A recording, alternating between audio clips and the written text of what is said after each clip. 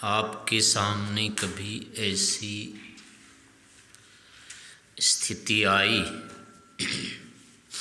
जब आपने कहा, हे भगवान अब तो रास्ता खोल दो, या तो उठा लो, या तो उठा लो या रास्ता खोल दो, यहाँ नहीं रहना है बस। रास्ता खोल दो मने अब यहाँ तो मुझे नहीं रहना, दरवाज़ा खोल दो या नहीं तो उठ भी नहीं सकता मैं, तो इतना हो गया तो उठा ही लो बस। क्या लगा जी? तीन स्थिति है। कोई विशेष दुख, कष्ट, बाधा, विपत्ति आ जाने पर एक तो ईश्वर से ये कहना कि अब मैं यहाँ तो रह नहीं सकता, लेकिन निकल नहीं सकता, तो कम से कम रास्ता बंद कर रखा है तो रास्ता खोल दो। जैसे कुछ हो गया तो दरवाजे कहते हैं खोलो, बाहर वाले को खोल दो। एक तो ये होता है। दूसरा होता है कि मैं कुएं में गिर गया, गड्ढे में गिर गया, अब निकाल नहीं सकता, रह भी नहीं सकता यहाँ, पर अपने आप निकल भी नहीं सकता, तो कहते हैं कोई निकाल दो यहाँ से। तो दूसरी स्थिति ये। तीसरा है कि नहीं नहीं, रहना तो मुझे यही है तो यही ठीक, लेकिन जो बाधा आ रही है उसको हटा दो, जो विपत्ति आ रही है इस विपत्ति को हटा दो, दुख को, कष्ट को, बाधा को, जो भी है इसको हटा दो, मुझे तो यहीं रहना ठीक है। ये तीन स्थिति है। कौन सी स्थिति आई या कभी आई नहीं ऐसे स्तर की?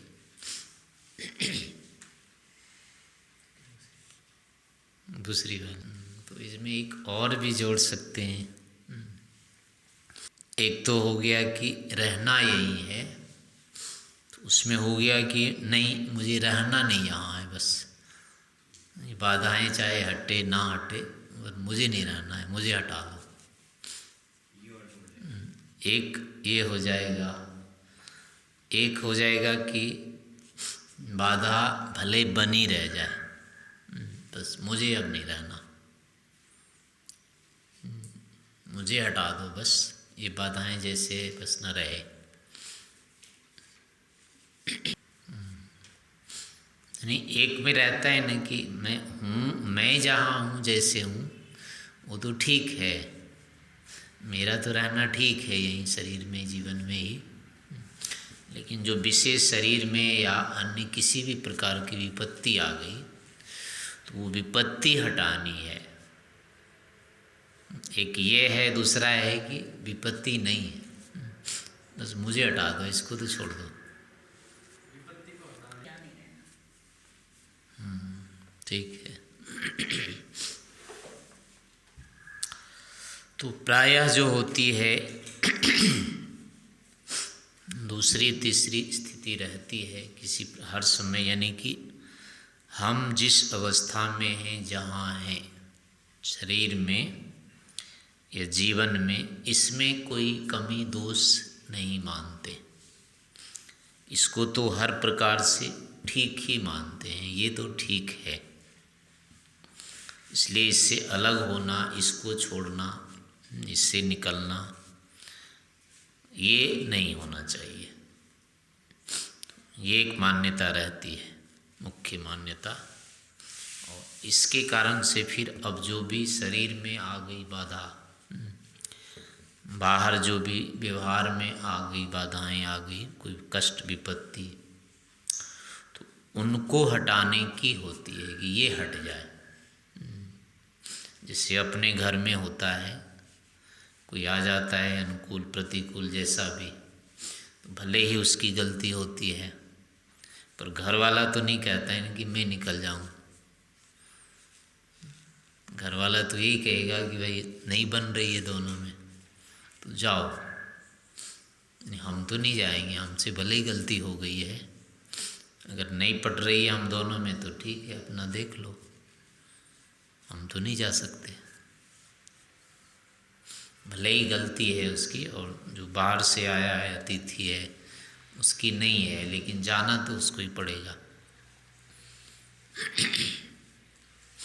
ऐसे ही यहाँ पर भी है कि जाना हम हर समय सोचते हैं, दुख बाधा जो कुछ भी आया है उसको ही जाना चाहिए, हमको नहीं जाना चाहिए। हम तो जैसे हैं जहाँ हैं वो ठीक ही हैं। तो ये क्या है, अपने आप में एक अज्ञानता है।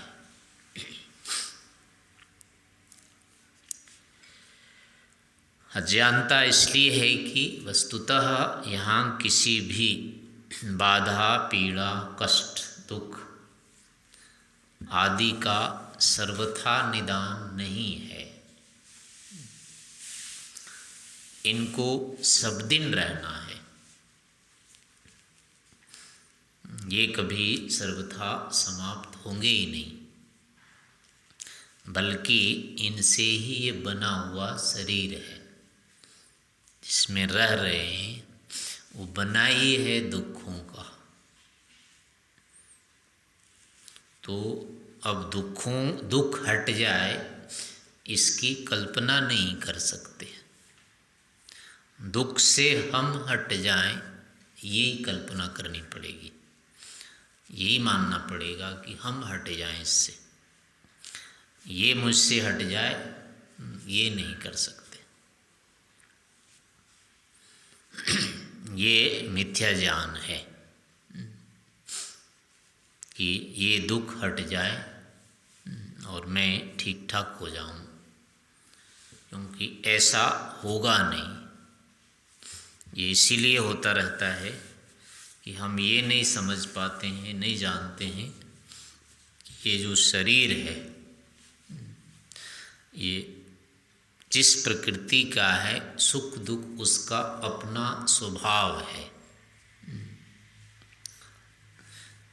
जिन तीनों कारणों से ये शरीर बना हुआ है, ये सुख दुख बाधा विपत्ति आपत्ति जो है उनसे अलग कोई धर्म नहीं है, वही है ये बाधा पीड़ा कष्ट शोक जो भी कह रहे हैं, वो जिसके धर्म हैं अपने धर्म, वही है ये, यानी वही बाधा पीड़ा ही है ये शरीर जीवन संसार, उससे भिन्न नहीं है। भिन्न मानते रहेंगे तब तो लगेगा कि वो हट जाएगा और ये ठीक हो जाएगा। ऐसा तभी माना जा सकता है जो जिससे भिन्न है, तब तो उसको उससे हटाया जा सकता है, लेकिन भिन्न नहीं है वही है, तो हटाने का वहाँ प्रसंग ही नहीं आता है, हटाया ही नहीं जा सकता है। तो वास्तविकता तो यही है कि जो शरीर है जो संसार है वही बाधा विपत्ति कष्ट दुख आदि है, दुख आदि इनसे अतिरिक्त कुछ नहीं है।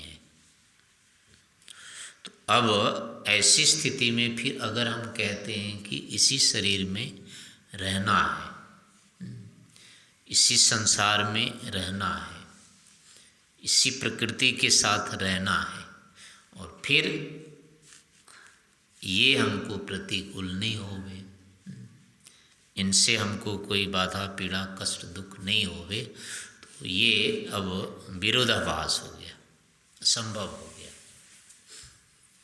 आग से के साथ रहना और फिर ये कहना कि मुझे ना जलाए, ये आग गर्म नहीं लगे हमको, तो ये वैसी बात हो गई। पानी तो होना चाहिए लेकिन हमको ठंडा न लगना चाहिए हो, तो यही बात यहाँ पर हो जाती है कि शरीर के साथ हैं, प्रकृति के साथ हैं, और प्रकृति के धर्म को चाह रहे हैं कि वो तो अलग हो जाए इससे, और ये हमारे अनुकूल बना रह जाए, ठीक ठाक रह जाए। तो ऐसा नहीं हो पाएगा।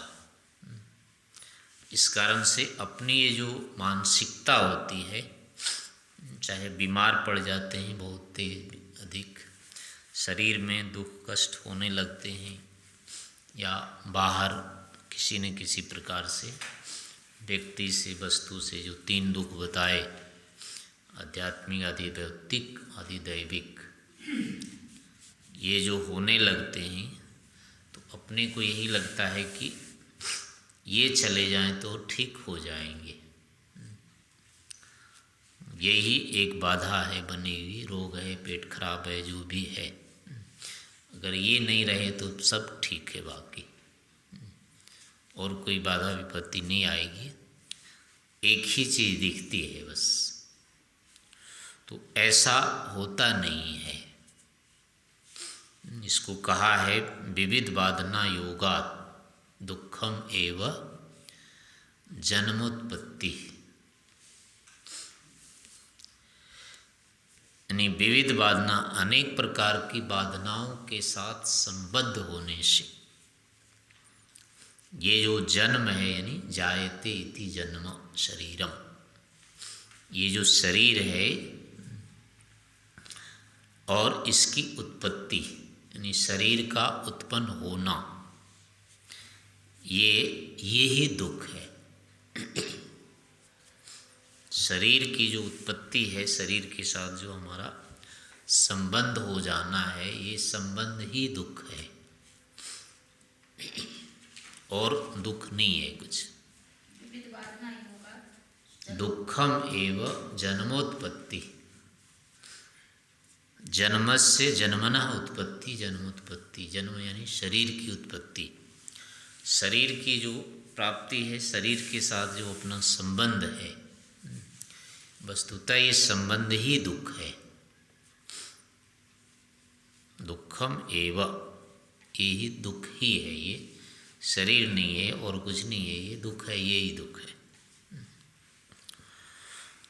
तो जब ये दुख है, ये साक्षात यही दुख है, तो फिर इसके साथ रहते हुए दुख से रहित हो कैसे जाएंगे?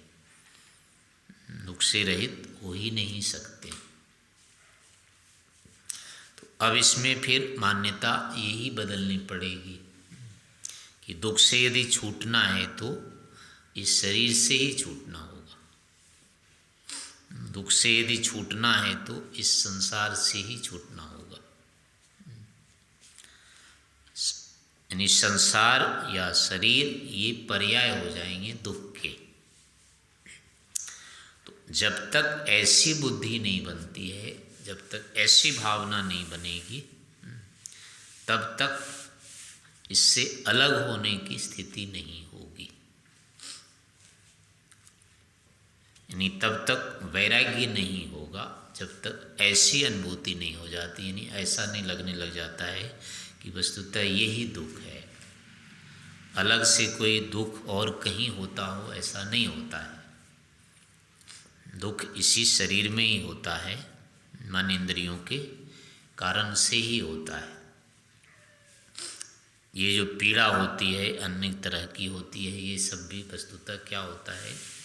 इंद्रियों की जो बाधा है, इंद्रियों का बाधित हो जाना, प्राणों का अवरोध हो जाना ही पीड़ा होती है। उसके कारण से ही पीड़ा होने लगती है। पीड़ा और कुछ नहीं होती है, इनका आपस में टकराना ही पीड़ा है। तो इनका टकराव जब दिखने लगता है उस ढंग की, तो इनके धर्म वो प्रकट होने लगते हैं, और उस धर्म की जो प्रकटता है वही दुख होता है। तदाकारानुरोधी पुरुष क्या है? अनुतप्यते तापकस्य रजस सत्वमेव तप्यम। तपाने वाला जो रज है, उसका तपने वाला जो सत्व है, यानी सत्वगुण ही रजोगुण से पीड़ित होता है, बाधित होता है। वही क्या होती है? पीड़ा होती है। उससे ये धर्म यानी पीड़ा रूपी धर्म वहाँ प्रकट होने लगता है, और उसी की तदाकारानुरोधी पुरुष वही उस जैसा ही देखने लगता है, तन्मय हो जाता है उसमें। तो उसको लगने लगता है कि अब मैं पीड़ित हो गया, दुखी हो रहा हूँ। तो तो इनके धर्म ही ये हैं, अलग से कुछ नहीं है। तो छूटने के लिए अब होगा कि ऐसी मान्यता बनानी पड़ेगी। यद्यपि इसमें सुख भी होता है, जैसे दुख होता है वैसे सुख भी होता है इनके साथ, लेकिन सुख के साथ साथ ही दुख होता है। और दुख हर समय क्या होता है, सुख को दबा के रखता है। जैसे दुष्ट व्यक्ति हर समय सज्जन व्यक्ति को दबा के रखता है, सज्जन व्यक्ति दुष्ट व्यक्ति को नहीं दबा सकते, वो उसको कुछ नहीं कर पाते हैं। लेकिन दुर्जन जो होता है सज्जन को बाधित करके रखता है। तो ऐसे ही यहाँ पर भी भले ही सत्य सुख है इसमें, लेकिन इस सुख को दुख जो है और ये मोह जो है ये दबा के रखते हैं, इनको उभरने नहीं देते हैं। थोड़ा सा उभरा फिर दबा देते हैं। तो अधिक मात्रा जो होती है, जो दबाव होता है, इनका ही होता रहता है। तो साथ रहने से विशुद्ध रूप में ये हो ही नहीं पाता है। तो इस कारण से अगर इससे हटना है तो यही मानना पड़ेगा कि हमको ही हटना है, बस ये हट जाए ऐसा नहीं। इसका अर्थ ये भी नहीं लेना चाहिए, चिकित्सा उकित्सा नहीं करानी चाहिए। बुखार उखार आ गया तो गोली वोली नहीं खाना चाहिए, इसका अर्थ ये नहीं है। यहाँ उस स्तर पर देखना है जो हम ये कहते हैं कि ये ठीक हो जाएंगे, हम ठीक स्थिति में हैं। तो इनके साथ जो है, स्थिति का मतलब इनके साथ की जो स्थिति है वो स्थिति उसको तो ठीक मानते हैं, वो ठीक नहीं मानना है। इनके साथ जिनकी जितनी अनुकूलता हो सकती है उतनी तो बना करके रखनी चाहिए, प्रयास भी करना चाहिए, स्वस्थ रहने का, बीमार नहीं होना चाहिए, ये सब कुछ है। लेकिन इसका अर्थ ये नहीं है कि जो व्यक्ति बिल्कुल स्वस्थ रहेगा उसको कोई दुख नहीं होगा, ऐसा नहीं होगा। और एक दुख, एक समस्या हट जाने के बाद अब दूसरी समस्या नहीं आएगी, ऐसा नहीं होगा। एक जाने के बाद दूसरी समस्या आनी है। शारीरिक दुख यदि हट गया तो सामाजिक दुख आ जाएगा, व्यक्तिगत हट गया तो घर का, परिवार का, समाज का, समाज का भी हट गया तो राष्ट्र का आ जाएगा, राष्ट्र का भी हट गया तो विश्व का आ जाएगा, विश्व का भी हट गया तो लोकांतर के आ जाएंगे, आदिदैविक आ जाएंगे। उस प्रकार से नहीं, कोई न कोई दुख तो आना ही है। ऐसा होगा ही नहीं कि एक का निदान कर लिया तो बस अब तो छुट्टी, आगे कोई समस्या नहीं आने वाली है, ऐसा कभी नहीं हो सकता है। फिर दूसरी बात है कि यहाँ जो बताए हैं कि 4 प्रकार के जो दुख होते हैं, परिणाम, ताप, संस्कार और गुण वृत्ति विरोध, हमको ये दुख समझ में नहीं आते हैं। इस कारण से भी हम यहाँ इसी शरीर में बने रहना चाहते हैं। अगर ये समझ में आए कि ये सब भी दुख होते हैं, परिणाम, ताप आदि भी दुख है, तो अब ये होगा कि इनका तो कोई निदान होता ही नहीं है। इन 4 प्रकार के दुखों का निदान केवल एक ही है, बस कि शरीर से अलग हो जाओ, बस। अन्य किसी प्रकार से इनका निदान सर्वथा नहीं किया जा सकता है। जितना भी होगा वो वैसे ही होगा जैसे कि अब किसी चीज़ को पकड़ लिया, सांप को हाथ में पकड़ लिया, भले उसका फन पकड़ लिया। अब सांप का फन हाथ में आ जाने से क्या निश्चिंत हो जाएंगे? पकड़ा हुआ तो है वो, लेकिन अब ये होगा कि क्या करें, कब तक पकड़ेंगे इसको? वो एक वो आती है, बताते हैं, बावड़ी गादड़ी का सिर पकड़ रखा है, बावरी गादड़ी का सिर पकड़ रखा है, यानी बावरी गादड़ी का सिर पकड़ लिया, यानी बावली कहते हैं पागल को और गादड़ी कहते हैं गीदड़ी को, हैं, हरियाणा की भाषा में है। गीदड़ नहीं जानते, गीदड़, गीदड़ी वो श्रृगाली। तो किसी व्यक्ति ने उसको जंगल में जाते जाते वो कहीं था बैठा तो उसने उसके ऊपर हमला कर दिया गिदड़ी ने, तो उसने पकड़ लिए उसकी गर्दन। अब गर्दन पकड़ने के बाद अब क्या करे वो पकड़ तो लिया उसने, तो अब वो था अकेले, वो थी थोड़ी सी थी तगड़ी सी, तो वो पकड़ तो लिया लेकिन अब करे क्या, छोड़ता है तो भी काटेगी उसको वो, उसके ऊपर फिर उछलेगी, और नहीं छोड़ता है तो पकड़ाएगा कब तक वो, पकड़े भी नहीं रख सकता है उसको। तो ऐसा ही ये संसार होता है, इसके जो दुख होते हैं वो ऐसे ही हमको पकड़ में आ जाते हैं। जैसे मान लो किसी तरह से सांप का मुख आ गया पकड़ में, तो उसके मुख में पकड़ में आना केवल कुछ तात्कालिक समाधान है, बस सर्वथा समाधान नहीं। वो छोड़ देंगे अगर तो फिर काटेगा वो, तो उससे जाएगा नहीं, उसका हटना तो होगा नहीं। तो ऐसे ही है, रोग को हम केवल रोक तो सकते हैं, कुछ काल के लिए ये रुक जाता है। इसमें ऐसा नहीं होगा कि आगे से कोई रोग नहीं आएगा, शरीर में कोई ऐसी विरुद्ध स्थिति नहीं आएगी, ऐसा नहीं हो सकता है। कुछ भी कभी भी हो सकेगा। तो वो एक तात्कालिक निदान होता है, जो भी आयुर्वेद आदि में जो भी कहा है, ये है रोग है, चिकित्सा है, सब कुछ है इसका। लेकिन ये सारे के सारे जो निदान होते हैं वो तात्कालिक होते हैं, कर कुछ काल के लिए होते हैं, यानी समूल निदान कभी नहीं होता है। कोई भी निदान यहाँ किसी भी प्रश्न का, समस्या का, बाधा का समूल निदान होता नहीं है।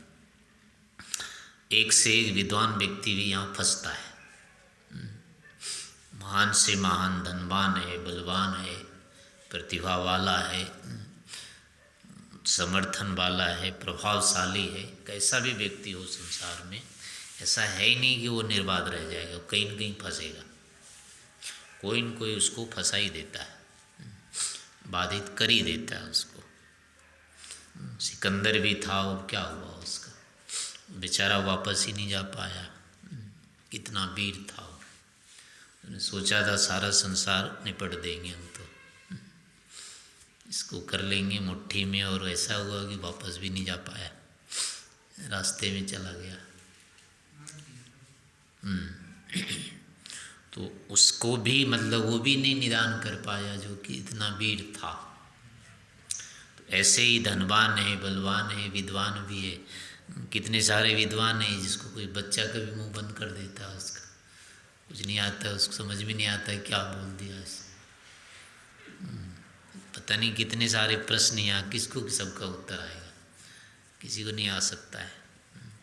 तो ऐसे ही यहाँ किसी भी विद्या से, साधन से, यानी किसी भी चीज़ से कोई सोचे कि हम पूरे संसार पर नियंत्रण कर लेंगे, निर्बाध हो जाएंगे यहाँ पर, ऐसा नहीं हो सकता है, होता नहीं है, कोई न कोई उसको फंसा ही देता है।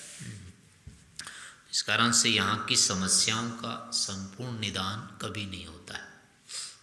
इसमें यही होता है कि बस निकलते जाओ इससे, निकलते जाने के लिए तो ठीक है, क्योंकि जो बाधा होते हैं वो अपने काल के होते हैं, तो उस बाधा से उस काल में बच गए, अगली बाधाओं का अगला काल होता है तो वहाँ बच गए जा कर के। तो ये तभी होगा जब निकलते जा रहे हैं, लेकिन एक ही जगह अगर रह जाते हैं तो बाधाएं फिर आने लग जाएगी वहाँ पर, और वो भी मार डालेगी। इस कारण से यहाँ निकलते निकलते वालों के लिए तो है, कि चलो बीच बीच में जो भी आए उसको हटाते चले जाओ।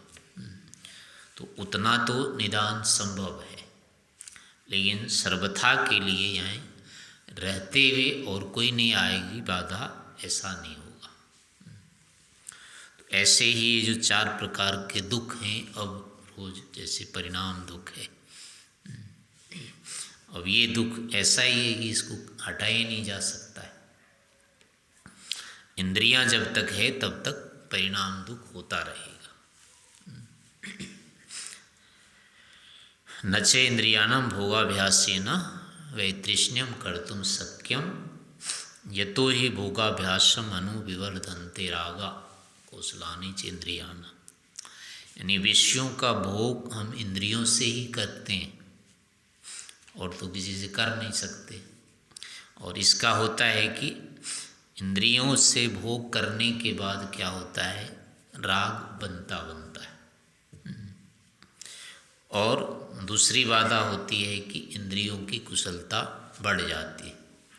यानी जितनी मात्रा में अगर हम इसको सुखपूर्वक भोगते हैं, सुख के निमित्त से यदि भोगेंगे तो जितने में आज अच्छा लगा कल उससे अधिक चाहिए, अधिक मात्रा में चाहिए, तब तो रहेगा अच्छा, नहीं तो उतनी मात्रा में फिर वो बंद हो जाएगा, अच्छा लगना बंद हो जाता है। तो सभी भोगों में यही होता है। इस कारण से अगर इंद्रियों से यहाँ सुख लेते रहना चाहते हैं तो अनिवार्य रहेगा कि फिर उसमें राग बढ़ेंगे ही बढ़ेंगे, कम हो नहीं सकता है। अधिक से अधिक मात्रा में वो चीज़ चाहिए, बदल बदल के वो चीज़ चाहिए, ये स्वभाव है, होता ही रहता है। तो ये भी अपने आप में एक दुख है। यहाँ वो पीड़ा नहीं हो रही है, कष्ट नहीं हो रहा है, ऐसा कुछ नहीं हो रहा है, लेकिन ये जो अवस्था बन रही है, ये अवस्था अपने आप में एक दुख है। अब इसको कैसे हटाएंगे? बिना इंद्रियों की भोगेंगे कैसे? इंद्रियों से यदि भोगते हैं तो ये स्थिति रहेगी। सुख के निमित्त से अगर इंद्रिय से भोग किया जाए तो इस दुख से बचना असंभव है, बचा ही नहीं जा सकता। और एक दिन फिर परिणाम ऐसा होगा कि ना तो वो मात्रा मिलेगी और ना ही इंद्रिय में सामर्थ्य रहती है। इंद्रियां भी असमर्थ हो जाती है और वो मात्रा भी हम उपलब्ध नहीं कर पाते। तो उस दिन फिर घोर दुख उसका परिणाम स्वरूप आता है। ये स्थितियाँ हर चीज़ में, हर विषय में हो देखेंगे। और अपने साधन ही यही, इससे अतिरिक्त साधन ही नहीं यहाँ पर। तो इंद्रियों से भोग करना भी एक दुख है। तो अब इससे कोई अलग ढंग का रास्ता ही नहीं है। तो इस कारण से क्या है, अब ये अपने आप में एक दुख है। लेकिन जब तक ये समझ में नहीं आएगा कि यही दुख है, इंद्रियों से भोग करना ही दुख है और इसके अतिरिक्त कोई साधन भी नहीं है, तो अब दुखों से बचने का फिर यहाँ भी प्रसंग नहीं आता है। अब यदि कहते हैं कि दुखों से हमें बचना है तो सुख ना लेते हुए कब तक खाएगा? सुख नहीं लेना और खाते रहो, हलवा खाओ, खीर पूड़ी, कब तक खाएगा? किस लिए खाएगा? फिर खाने की क्या ज़रूरत है? फिर जब सुख ही नहीं लेना है तो खीर खा के, हलवा खा के क्या मतलब है? अपना सत्तू खा लिया करो, और क्या है? पेट ही भरना है तो किसी से भर जाएगा। तो ऐसा कब तक चलेगा? चल ही नहीं सकता। और सुख यदि बनाते हैं तो फिर वो पूरा नहीं होगा। तो ऐसे इसमें मारा मारी, ऐसे ताप दुख है। ताप दुख में होता है कि अपना सुख तो है लेकिन बीच में बाधा खड़ी है, खाने नहीं दे रहा है। भोजन तो तैयार होगा लेकिन घंटी नहीं लग रही है, लगाने वाला लगा ही नहीं रहा है। वो ठंडा हो रहा है उधर, क्या करेंगे? तो ऐसी जो बाधा हो जाती है, साधन तो रहते हैं सुख के यहाँ और हम भोगने के लिए भी तैयार रहते हैं, लेकिन बीच में कोई आ जाता है, वो उसको होने नहीं देता है। तो ऐसे ताप दुख भी यहाँ होते रहते हैं, इसको हटाया नहीं जा सकता है, रहेंगे, बने रहेंगे। और भोग लिया जिस तरह से जैसे तैसे, तो अब होगा कि फिर वो बैठेगा भी मन में।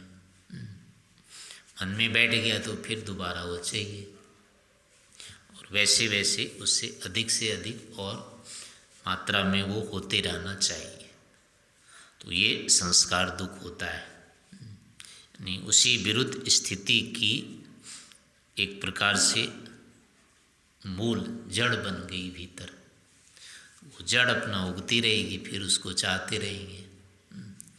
तो ये तीसरा संस्कार दुख होता है। और ऐसा हो नहीं सकता है कि भोग लिया और संस्कार नहीं पड़े। यदि संस्कार नहीं पड़ा, ऐसा भोगा, तो वो भोगना ही नहीं रहेगा। उस भोग का कोई फिर मतलब नहीं रहता है। तो ऐसे ही है कि अपना नाटक देखने गए, आंख बंद करके बैठ गए, तो ठीक है भाई, किस लिए आए फिर यहाँ से?